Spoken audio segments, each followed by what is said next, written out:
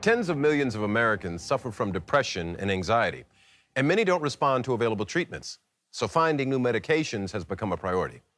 But some of the drugs now showing promise aren't new at all, and they come from surprising places. This year, the FDA approved a form of ketamine, also known as the club drug Special K, for treatment-resistant depression. And then there's psilocybin, a psychedelic. It's the active compound in magic mushrooms and a chemical cousin of LSD. Medicine probably isn't the first thing that comes to mind when you think of psychedelics. They're far better known for their place in 1960s counterculture. When Sherry Marcy was diagnosed with stage 3 endometrial cancer, her life changed overnight. I'd been an athlete all of my life, so to suddenly have cancer was shocking. I think I looked up from the phone call and said to Nancy, I'm stunned. After Sherry's diagnosis, even prior to treatment, it was just like this doom had descended on her and then subsequently on us. It took away my whole identity. I wasn't who I used to be, and I wasn't the person that Nancy, formed a life with. It felt like I sat on the couch and did nothing all day. Then Sherry read an article about a study for cancer patients struggling with depression. They were given an unusual treatment, psilocybin, a chemical cousin of LSD, with one important difference. It comes down to the spelling of psilocybin. It's a hard word to spell, but at least it's not spelled LSD, which is a very strong word that people react to. Oh, child, young. That reaction can be traced back to the 1960s, when LSD burst onto the scene. CBS News, without any flowers in its hair, is in San Francisco because this city has gained the reputation of being the hippie capital of the world.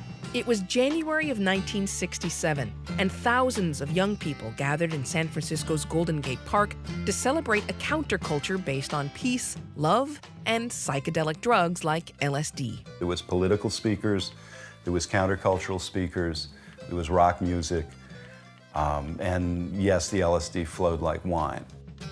A psychologist who had taught at Harvard named Timothy Leary praised the power of LSD, an increasingly popular, mind-altering drug. Turn on, tune in, drop out. Timothy Leary had an insight that if you changed yourself, it would change the world and change the society. When people say, what's the use of LSD? I translate that into what's the use of my head, and that's a fascinating problem. Yeah, suppose man can use more of his brain. People that took the drug felt if everybody can have this experience, the world will be a profoundly different place, a much better place. And within months, this drug, this sensibility, this countercultural revolution, if you want to call it that, attracted mass media from around the planet. And that blew it up. The city of San Francisco has been warned of a hippie invasion come summer in numbers almost too staggering to comprehend. I think a lot of people intuited in the establishment that LSD was a direct threat to industriousness. I mean, what, you want to drop out, not get a job? Just go and live on the street in San Francisco? I think this was seen as profoundly threatening to the social order. The kids who take LSD aren't going to fight your wars. They're not going to join your corporations. Psychedelics are not growing, okay? Psychedelics are dangerous. Former New York City Police Commissioner Howard Safer was an undercover narcotics agent in the late 1960s. Back then, everybody thought of LSD was for hippies until suddenly kids who looked like they were straight showed up at emergency rooms.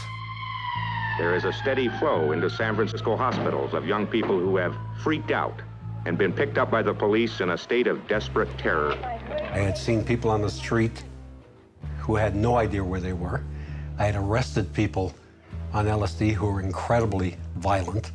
So it wasn't the peaceful, non-harmful, easy drug that Timothy Leary professed it to be. There is nothing smart. There is nothing grown up or sophisticated in taking an LSD trip at all. They're just being complete fools. Headlines warned of additional dangers. Instant insanity. Chromosome damage. It may affect your unborn children. After Diane Linkletter fell from a 6th-story window in 1969, her father, TV personality Art Linkletter, blamed LSD. Anybody who has said anything which would encourage my daughter to take LSD was unwittingly a part of being her murderer. I think that raised public consciousness probably as much as anything that happened in the 60s. President Nixon went to the Narcotics Bureau today to sign a drug bill.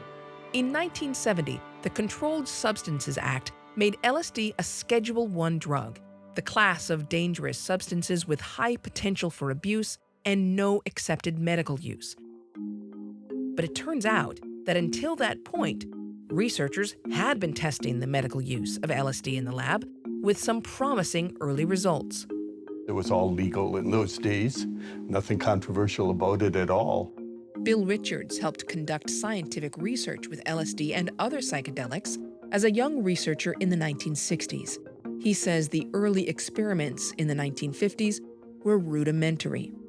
You'd simply be given the drug and see what happens. Do you find any difference between one half of your body as opposed to the other half? Well, I have a sort of a wavering tendency. I don't know which half is trying to get into the other half, but somehow or other, and I seem to be going like that.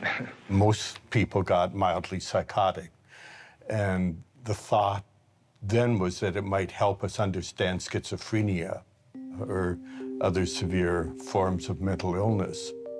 The CIA investigated LSD as a potential truth serum, and the Army tested the effect LSD might have on soldiers in battle.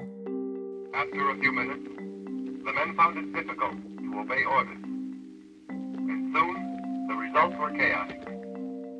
Some early test subjects had bad reactions, and some scientists began to use LSD in a more controlled manner, as one step in an ongoing program of psychotherapy. There was a lot of excitement about the potential of psychedelics in treating alcoholism. And then we moved into working with terminal cancer patients, treating anxiety and depression. Fox, you've taken head on the biggest thing that's bothered you.